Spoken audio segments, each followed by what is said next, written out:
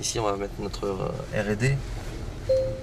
Son œil brille lorsqu'il fait le tour du presque propriétaire. La maintenance. La communauté d'agglomération d'Avranches n'a pour l'heure voté qu'une décision de principe. Mathieu Millet va pouvoir se porter acquéreur des 35 hectares de cet écoparc pour l'usage exclusif de sa société. Ici, on a de quoi vraiment avoir une cafétéria, avoir un espace de réception, en plus des unités de production. Et quand on va aller voir, là, je vais faire voir les unités de production, c'est pharaonique. Ce sera un vaste complexe technologique en pleine campagne.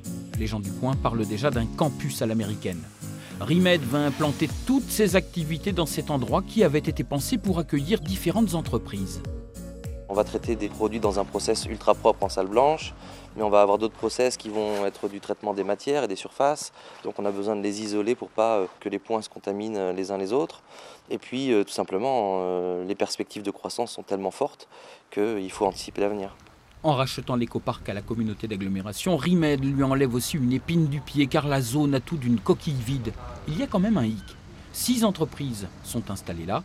Celle qui avait essuyé les plâtres il y a 5 ans est dirigée par Thierry Lemoine, qui se trouve être aussi le maire de Tirpier, la commune qui héberge cette zone, et il n'apprécie guère.